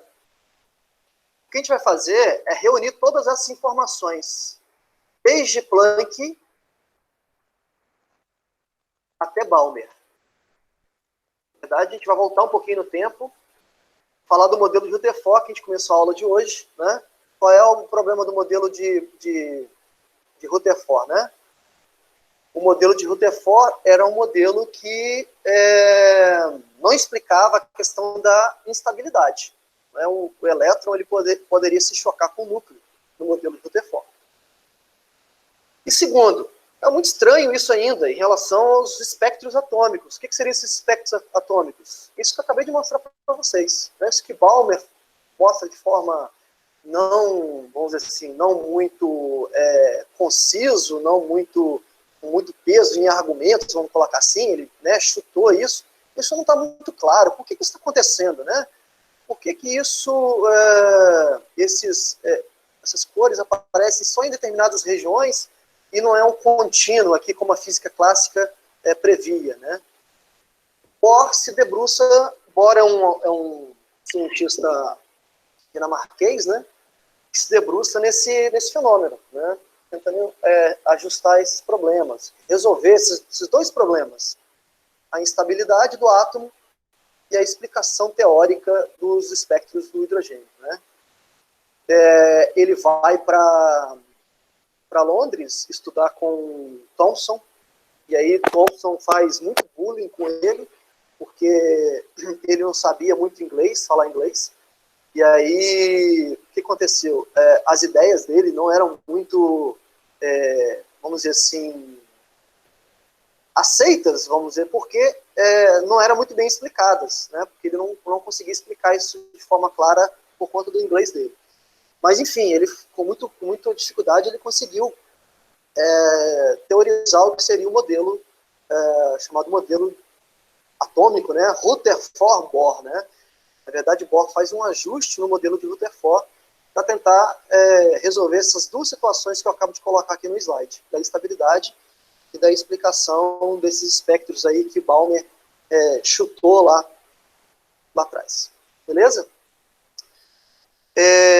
Bom, eu não sei, vamos ver, são 11h30. Vamos ver se eu consigo começar isso, tá, pessoal? Hoje, porque isso é muita dedução de fórmula, tá? Vamos ver se eu começo a deduzir, qualquer coisa na próxima aula a gente continua. Qual que seria as ideias de Bohr, né? Primeira ideia é o seguinte, primeiro que a gente tem que discutir, né? Eu gostaria que vocês, se for possível, né, anotassem na forma de apontamentos aí, no caderno de vocês e tudo mais. Vai ser importante isso. Eu posso escrever aqui também na forma de slide, no slide para vocês, para a gente tentar... não, até tinha aberto aqui para escrever esses postulados. Beleza.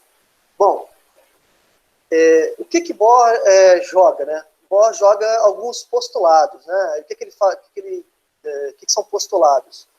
São, vamos dizer assim, eu vou começar com algumas premissas e vou tentar encaixar no modelo para ver se ele funciona. Então, qual é o primeiro postulado de Bohr? O que ele diz primeiro? O átomo, o elétron, eu devia ter escrito isso antes, né, para adiantar, tudo bem. O elétron, sem acento, vou ficar sem acento. O elétron se move ao redor do núcleo, sem acento, tá, pessoal? Em órbitas circulares sob a influência de atração coulombiana. Bom, o que isso significa? Que o elétron, vamos colocar aqui, né?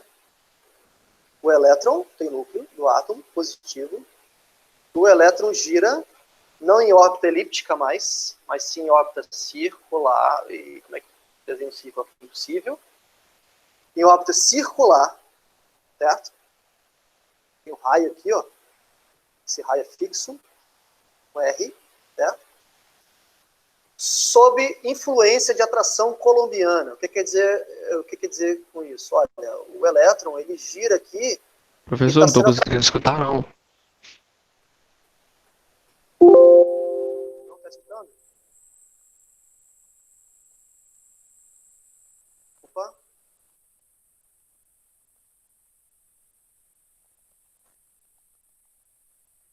Quem não está conseguindo me escutar? Ou todo mundo? Aqui tá ok. Aqui tá tranquilo. Esse é um problema específico. Aqui tá tranquilo também. Aqui também tá normal, professor. Inicia aí o vídeo que talvez volte. Entendeu? Às vezes é com problema de internet. Bom, vamos lá. O elétron se move ao redor do núcleo em órbitas circulares sob a influência de atração colombiana. Então, ou seja, o elétron ele gira, não em forma elíptica, circular, e ele está sendo atraído por forças de Coulomb aqui, né? Forças de Coulomb. Não sei se vocês se lembram da física, né? A gente vai usar isso daqui a pouquinho. O segundo postulado. Só vou colocar os postulados e aí nós vamos depois entrar na matemática disso, tá? Fiquem tranquilos. Tranquilos entre aspas. Conteúdo. Segundo postulado dele, né? O elétron só pode... Pô, agora sim dá para entender essa letra. Oi? Agora tá melhor para entender. O elétron só pode se mover em órbita cujo momento angular L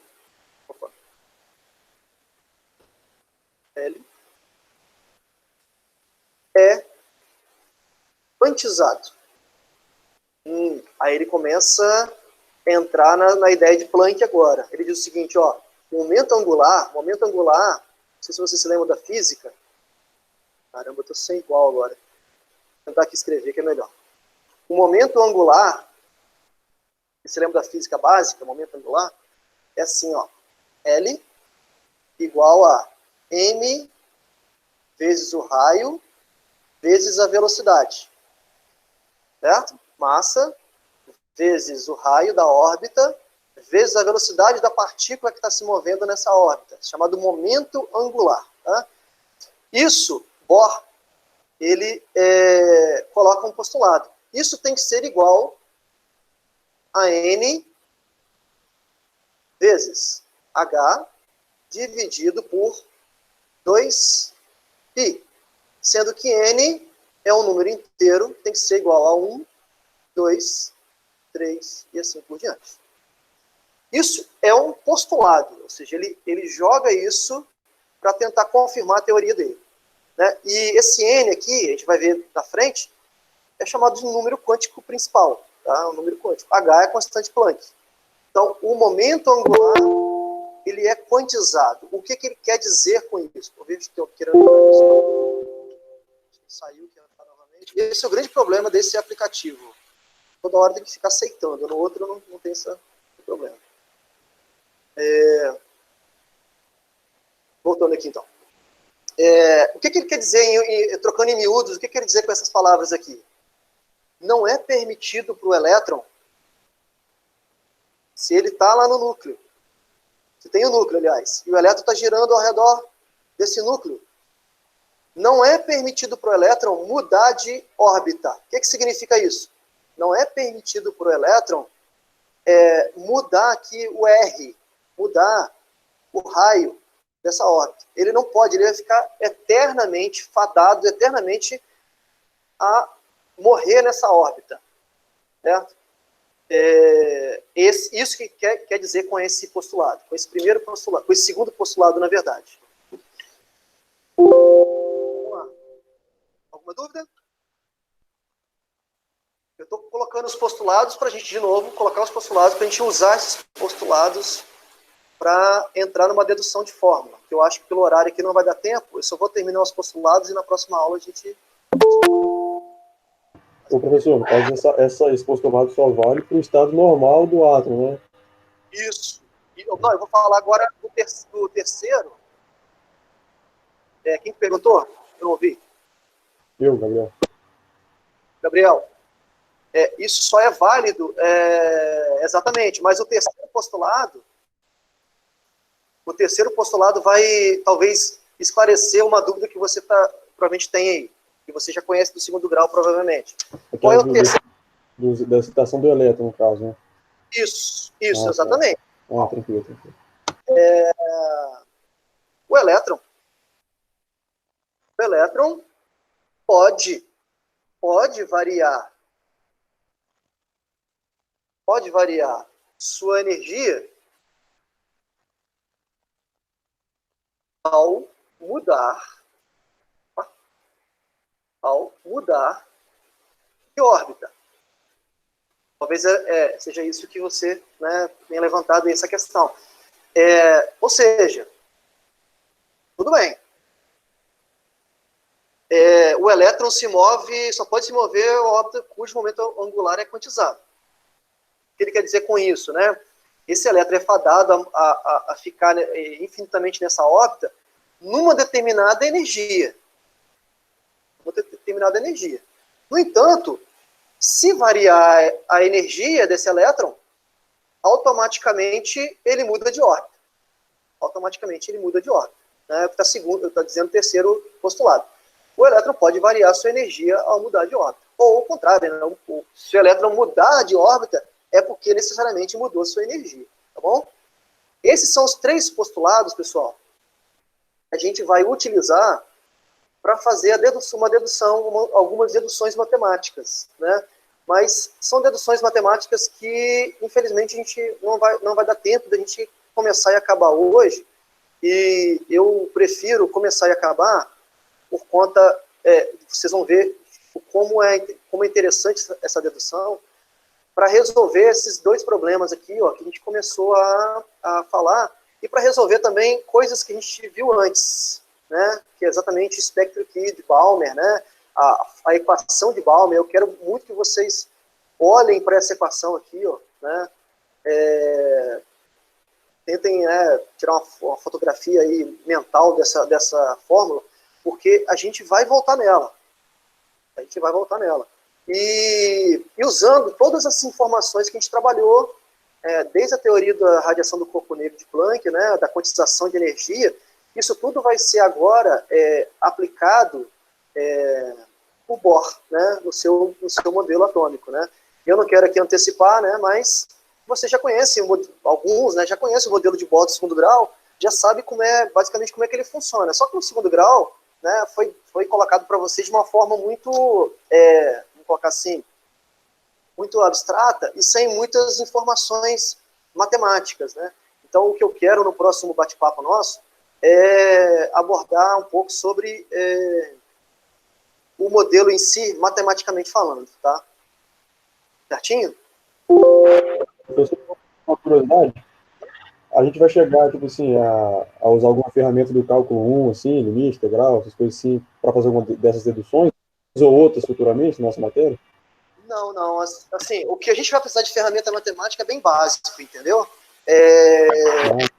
Não precisa de grandes... É lógico, eu vou citar aqui algumas integrais, mas são integrais bem simples. E não necessariamente vocês precisam dela agora, né? Se vocês estivessem estudando física moderna mesmo, né, aprofundando nos detalhes, vocês vão precisar. Por isso que a física moderna está mais à frente, né, está em física 3, né, mais para frente, provavelmente, quando vocês já viram um derivado integral. Né? Então, eu não vou me ater muito. Eu quero que vocês entendam mais os fenômenos, entendeu? Usando a matemática que tem de ferramenta aí. Alguma pergunta, pessoal? Porque a próximo continuação, como eu falei, é a dedução matemática, que não está aqui. Eu vou fazer a dedução junto com vocês, né, ponto a ponto. Eu poderia até colocar aqui a dedução escrita na forma de equação, mas não fica muito legal. Eu acho melhor a gente ir deduzindo devagarzinho, explicando os termos, né, e não é uma dedução tão pequena, né, é uma dedução grande. São deduções grandes, né? Então eu prefiro fazer isso no próximo encontro, né? Já são 11h43. Alguma pergunta em relação ao que a gente viu hoje? Boa. Esse slide aí que eu estava explicando agora, aí você vai mandar para a gente? Então, os slides estão todos No acadêmico. no AVA, né? No AVA. Você lembra sabe como acessar o AVA, né? Tá ligado? Tá naquele ambiente que os professores todos. Vou mostrar aqui, ó. Aí, pessoal, como a gente vai ter aula só agora na quarta-feira que vem, se eu não me engano, né? Segundo o nosso horário, não lembro mais o horário. Quinta-feira, né? Quinta-feira só? Não, tem aula antes. Terça, não? Tem aula antes, tem aula aqui, horário aqui, ó. Terça. Tem aula terça. Perfeito, isso. Terças e quintas, né? Então, ó, terça-feira a gente retoma onde a gente parou, no ponto onde a gente parou. E aí, como a gente vai ter aula só na terça,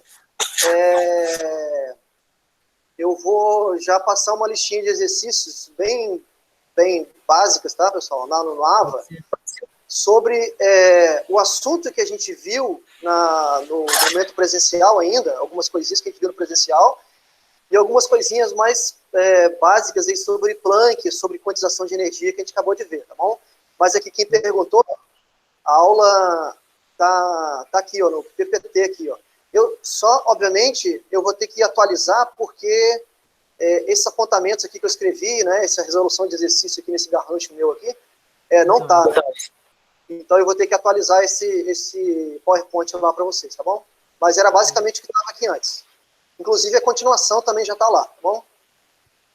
Mas não fiquem vendo a continuação não, para não ficar muito ansioso, beleza? Mas aí, aqui, ó, para postar atividade, pessoal, eu vou abrir aqui, ó, e vou marcar, e vou colocar aqui o comando para vocês, tá, dos exercícios. Vou colocar um arquivo em PDF com os comandos, com os cabeçalhos dos exercícios, que podem ser exercícios meus aqui, né, ou exercícios que eu tiro até do próprio livro lá que eu indiquei para vocês. Mas vão ser muitos não, vão ser no máximo aí 5 exercícios, tá bom? Professor, você tinha falado que era para mandar por foto, mas por onde que pode mandar? Você vai passar então, para a gente, alguma coisa assim? Isso, você tira uma foto do seu próprio celular, deixa eu só mudar aqui para aluno, para vocês verem como é que vocês viu, ó, já mudei, ó, tá vendo? Tá assim, ó, vocês vão ver isso. Adicionar a tarefa. Aí vocês vão clicar aqui em adicionar a tarefa, e aí aqui, ó, aparece esse campinho para você. Você pode arrastar ou soltar arquivos aqui. Você só dá 2 cliques e você vem cá e escolhe o local onde você salvou no seu computador, enfim, né? Você seleciona o arquivo, pode ser um PDF, pode ser uma foto, né? Enfim, o que você converteu, o arquivo que você converteu. Dá um abrir ali, ó, ele vai anexar e você clica em enviar arquivo, beleza? Fechado. É bem simples, tá? Aí enviou, salvou, beleza, eu já recebo aqui a atividade. Tranquilo? Valeu. Então, assim, na aula de hoje, o bate-papo de hoje... Sim, vale ponto. Vale. Já está valendo já. É um ponto semanal, como tá lá na tabelinha lá de plano de atividades, tá? Tá aqui, ó. Só voltar aqui. Cada semana, pessoal, cada encontro nosso, a gente vai ter um exercício no final, né? Baseado no que a gente acabou de ver. E isso vale um ponto. Tá aqui no plano de atividade semestral, tá? Então, cada semana aqui, já aqui, ó, por exemplo, esse capítulo aqui, Luz e Ideias de Planck. Já coloquei esse capítulo e vou e já abri essa mãozinha aqui para vocês colocarem exercício. Aqui, ó, modelo atômico de Bohr não está disponível. Por quê? Porque eu ocultei para vocês. Mas se eu colocar aqui, ó, no meu papel aqui de professor aqui de edição, eu já posso... tá vendo aqui o que está meio translúcido aqui, ó? Eu já posso ativar isso para vocês para a próxima aula, tá bom? Porque a gente vai ver nas próximas aulas, ó, o modelo atômico de Bohr, qualidade, só que está oculto para vocês ainda. Fala. Você vai dar a próxima aula terça-feira e depois passar o exercício, ou você vai passar o exercício agora? Passar o exercício agora. Ah, tá show. Aí quanto período... Até o final do dia, tá? Até o final do dia. Show. Isso. Até o final do dia eu vou passar esse exercício. Não, para me entregar só na terça-feira que vem, que é a nossa próxima aula. Ah, tranquilo. Tá bom? Então, assim, são 5 exercícios que eu vou colocar hoje até o final do dia. Eu não coloquei aqui ainda, porque dependi de como a gente ia avançar na aula, né? Não sabia até que ponto, a gente não sabe que... Eu estou experimentando isso, né? Nunca dei aula online. Mas já vou colocar até o final do dia, eu vou colocar os exercícios selecionados e vocês me entregam só na próxima aula. Anexam, né? Não entregam, né? Anexam até a próxima aula, que é terça-feira. Beleza? Tranquilo, pessoal? Tranquilo. Rapidinho, pessoal, só tem uma pergunta. Essa aula tá gravada aqui, tá, pessoal? Depois eu vou disponibilizar o arquivo para... Pode falar. Tem um postulado seu, o segundo que você escreveu. O que é o M e o V da fórmula? Você poderia falar? Porque eu anotei as outras coisas. Claro, eu acho que falei, talvez você... Falei meio rápido demais. O M, aqui é massa. Nesse caso, massa do elétron, né? Como está tratando de um sistema aqui clássico, né? De uma partícula se movimentando ao redor de um objeto, né? O M aqui é a massa do elétron, que é conhecida, né? Thomson descobriu lá atrás, né? A massa do elétron. O R é o raio da órbita do elétron. O raio da órbita. E V é a velocidade do elétron girando ao redor desse núcleo. Teriam essas três variáveis, tá bom? M, massa do elétron. R, o raio da órbita circular do elétron. E V, a velocidade do elétron. Então, o momento angular, segundo o postulado de Bohr, né? Então, o Bohr joga isso, tem que ser igual a N, que é um número quântico inteiro, 1, 2, 3. O que Bohr está querendo dizer com isso, né? Já antecipando a aula da semana que vem. E essas órbitas, elas têm... o elétron pode estar em várias órbitas, desde que tenham energias diferentes, obviamente, mas cada órbita tem um número quântico, começando com n igual a 1, que é a primeira, a segunda, a terceira, assim por diante, né? Então, o momento angular tem que ser igual a n, h, que é a constante de Planck, sobre 2π, tá? A gente vai usar essas informações para fazer a dedução na próxima aula, tá bom? Entendeu aí? Tranquilo, entendi, valeu. Beleza, então tá bom. Mais alguma dúvida? Minha não. Tranquilo.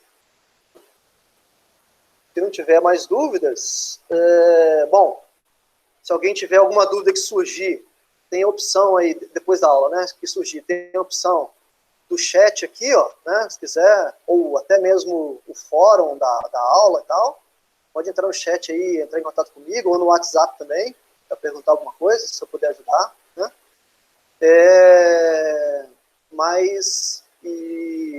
Bom, pode surgir alguma dúvida em relação ao exercício que eu vou mandar também, então pode entrar em contato comigo no WhatsApp também, sem problema nenhum, tá bom? No mais, era isso então para hoje, a gente se encontra na terça-feira, tá? Terça-feira, segundo o nosso horário, aliás, amanhã, né?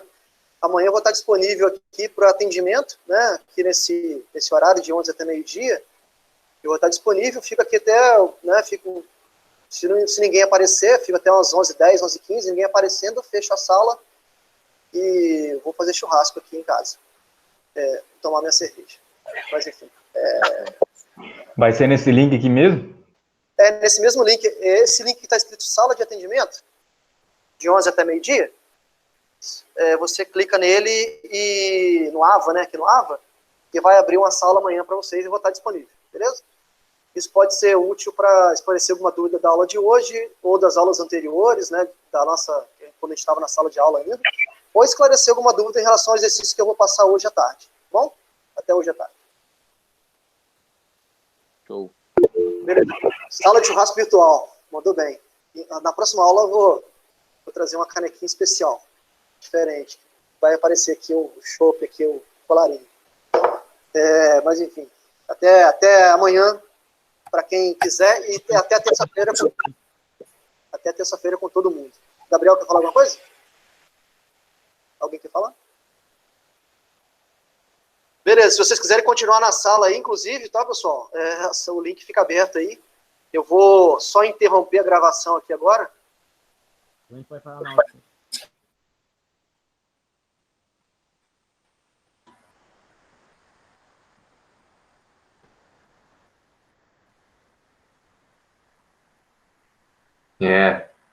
O Fabiano saiu, galera? Saiu. Já saiu. Cadê aí? Presta Agora atenção, que vocês, eu acho. presta atenção que vocês vão falar, hein? Vai que ele tá aí.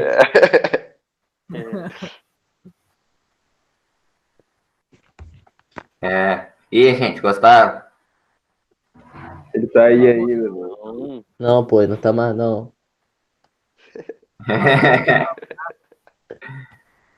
Vou fazer um consórcio. Ô, Gabriel. Gabriel. Deu.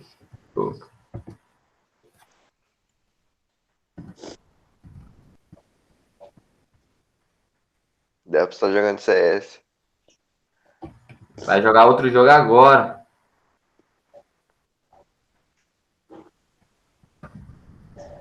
Crossfire, mano. Joga CF ainda. Ah, mano, eu tô jogando no notebook. O CS fica travando um pouquinho, eu acho. Pergunta dela se ele usava hack do CF. Ele falou. Você jogava também? Jogava, parei. Rapidão. Hein, baixa aí, vamos jogar um pouquinho depois. Depois eu baixo lá. Tô jogando só. Baixa CS, pô. Não tá de graça na Steam. Pô, mas o notebook eu acho que trava um pouquinho, viado. O computador nem roda, senão baixava também. Então, vamos jogar um CS então. Ô, Caio, desativa esse microfone aí, ô, burro. Aí, tá gravando ainda a aula. Ih, caralho! Eu falei que tava gravando. Aqui, vamos fazer assim, um manda, um faz a atividade dele. Ô, doente, tá gravando ainda, ô retardado. Relaxa, vamos falar por código então. Galera. Atividade, uma Faz por Libra, pô. por vez. Então, né, gente? Vamos fazer todo mundo atividade, a gente tava brincando. Isso aí, ó. Bora. Tá gravando mais não, rapaz. Ele cancelou a gravação, velho. Meu irmão, tá aparecendo gravando aqui em cima. Ali, ó. Lá de Mas não esquerda. é ele não, doido. Ah, é quem então? É eu que tô gravando. Deve ser eu. Não é possível, não. Meu irmão, ó, eu vou pro grupo do WhatsApp, depois vocês vê lá. Fala aí, valeu, tamo junto. Eu também Vai já dormir vou. aqui, pé. Eu vou dormir, valeu. Valeu! Valeu, Caio! Ah, Caio saiu.